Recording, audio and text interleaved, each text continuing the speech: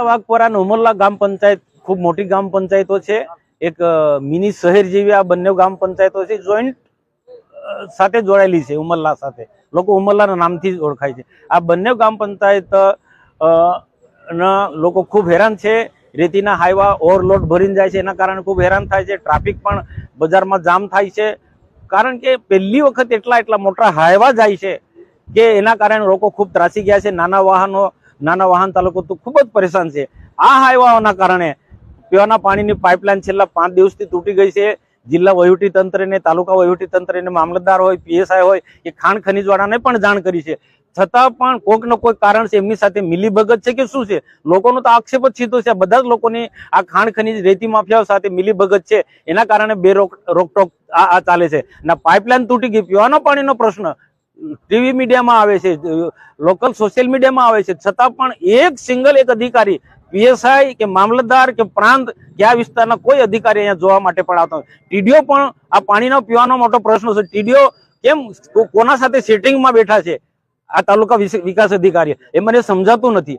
તો આ હાઈવાના કારણે રેતીના ધંધા સાથે જોડાયેલા લોકોના કારણે લોકો ખૂબ હેરાન છે। રેતીના ધંધા સાથે જોડાયેલા અમને પૂરો સહકાર આપે, સરકારના નીતિ નિયમ મુજબ તમે કામ કરો, ધંધો કરો, અમને કોઈ વાંધો નથી, પણ તમે સરકારના નીતિ નિયમ મુજબ ઓવરલોડ ગાડીઓ ભરો, જે આ વિસ્તારની અંદર માન્ય નથી તેવી મોટી હાઈવાઓ અહીંયા ફેરવો, એના કારણે લોકો હેરાન થાય છે। અને રાજપીપળાથી ભરૂચ સુધી બંને સાઈડ પર મોટા પર્વતોની જેમ રેતીના ખડકો કરી દેવામાં આવ્યા છે। જિલ્લા વિકાસ અધિકારીનું કેટલાક લોકોએ મને કીધું કે જિલ્લા વિકાસ અધિકારીઓની સેટિંગ છે, ટીડીનું સેટિંગ છે, આરટીઓના અધિકારીઓની સેટિંગ છે, અહીંના પીએસઆઈ, રાજપાડીના પીએસઆઈ ને ઉમરલાના પીએસઆઈ નું સેટિંગ છે। લોકો ખુલ્લેઆમ કે છે, આ લોકોની વાત કરે છે, અમારે મોડીની વાત નહીં, લોકોની વાત છે ને। લોકો ક્યારે કહેતા હશે કે જાહેરમાં બધું ચર્ચાતું હોય? અને આ પ્રકારના જે ધંધો કરનારા લોકો, રેતી વ્યવસાય સાથે ઓવરલોડ વાહનો જેએમડીસી માં ફરતા હોય, બધા જ લોકો બેફામ રીતના ચાલે છે, બે રોકટોક, એના કારણે લોકો ખૂબ ત્રાસી ગયા છે। અને બધા જ જિલ્લા કલેક્ટર સાહેબને પણ આનું ધ્યાન દોર્યું છે, પણ કલેક્ટર સાહેબે પણ પગલા નથી લીધા। બંને પીએસઆઈ ને વારંવાર આ વિસ્તારના પ્રતિનિધિએ જાણ કરી છે, જિલ્લા પંચાયતના પ્રમુખ શ્રી મહેન્દ્રસિંહે પણ સમય બધાને જાણ કરી છે, ડીડીઓ ને ટીડીઓ ને પણ આની જાણ કરી છે, મામલતદારને પણ જાણ કરી છે, પણ ક્યાંક ને ક્યાંક એમની સાથે સેટિંગ હોવાના કારણે આજે વાત કરીએ છીએ તો અમને પણ ગમતું નથી, પણ પ્રજાના પ્રશ્નો, પ્રજા હેરાન થાય છે, એના કારણે અમારે બોલવું પડે છે। આ પાણીની પાઇપલાઇન તૂટી ગઈ છે, બંને મોટી પંચાયતો, કેટલી મોટી પંચાયત, આજે લોકો ખૂબ પરેશાન છે। ટેન્કરથી પાણી પંચાયતની ક્ષમતા હોય, પંચાયતની મર્યાદા હોય, કેટલું મદદરૂપ થાય, ત્યારે તાલુકા કે જિલ્લાના જે વાસમો વાળા પણ એક પણ સિંગલ માણસ જોવા નથી આવ્યો, એક કર્મચારી આવીને કઈ જોઈને જતો રહ્યો। તો આ લોકો ને બેદરકારીના કારણે અને આ લોકો પ્રજાના જે પ્રશ્નોને સમજી નથી શકતા, એના કારણે અમારે ના છૂટકે આ પ્રકારનું બોલવું પડે છે। અને જે સાચી વાત છે એ અમારે મીડિયા સમક્ષ પણ કહેવી પડે છે। અમારા કોઈના માટે નારાજગી નથી, પણ પ્રજા હેરાન ના થાય એ જ અમારો મુખ્ય ઉદ્દેશ્ય છે। આ ફક્ત ઉમરલા કે દુમાલા વાઘપરા પૂરતું નહીં, રાજપીપળાથી ભરૂચ સુધીના આસપાસના બંને સાઈડના જે ગામો જે છે એ ગામોના લોકો પણ ખૂબ દુઃખી છે।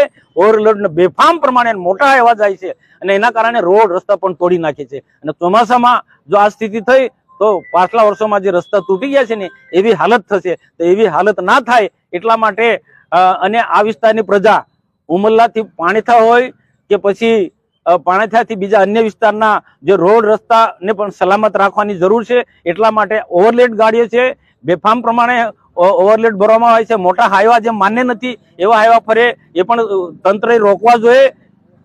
જિલ્લા વહીવટી તંત્ર, કલેક્ટર સાહેબને મેં પત્ર લખ્યો છે, તો એ પત્ર મુજબ કલેક્ટર સાહેબ અમલ કરે એ જ મારી વિનંતી છે। પ્રજાના હિત માટે થોડું કલેક્ટર સાહેબ ધ્યાન આપે।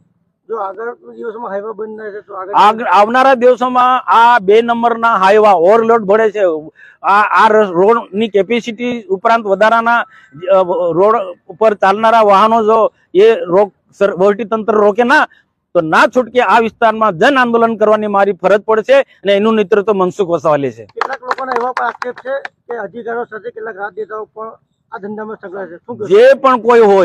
જે પણ કોઈ હોય, અધિકારી હોય કે બીજા પદાધિકારી હોય, જે પણ કોઈ પદાધિકારી કોના માટે? પદાધિકારી પ્રજાના માટે છે, તો પદાધિકારી આ લોકો સાથે સેટિંગ કરતા હોય તો મને ભારે દુઃખ થાય છે। લોકલ નેતાઓ પર આવા આક્ષેપ જનતા કરી રહી છે, જનતા કરે છે. અમે જો મેં આવ્યા છે ને, અમારા જિલ્લા પ્રમુખ આવ્યા, મહેન્દ્રસિંહ આવ્યા, અમારા બંને સરપંચો આવ્યા છે, આવિસ્તાના તાલુકા પંચાયતના સભ્ય અમે આવ્યા છે, હું પોતે સંસદ સભ્ય આવ્યા છે. અમે એમાં સંકળાયેલા નથી, અમે આમાં ઇન્વોલ્વ નથી. જે લોકો ઇન્વોલ્વ હોય તે જાણે. આપે કીધું કે અધિકારીઓ દ્વારા હપ્તા લેવામાં આવે છે એવી લોકોના આક્ષેપ છે, તો અધિકારીઓ પર કોઈ પગલા લેવામાં આવશે? આયા તમારા દેખતા લોકોએ કીધું ને કે પોલીસના માણસો ઠેર ઠેર ઉભા હોય છે, મોટા હાઈવા પાસે હપ્તા લે છે, અને વાત પણ સાચી. એ હપ્તા લેતા હોય તો આ બેફામ ચાલે છે ને. નહીં તો ક્યારનો મેં કલેક્ટરને પત્ર લખ્યો, મેં અધિકારીને વાત કરી. મહેન્દ્રસિંહ પીએસઆઈ ને, એના ઉમરલાના પીએસઆઈ ને અને રાજપાડીના પીએસઆઈ ને કેમ પગલા નથી લેતા? આ લોકોની વાત સાચી છે તો ને.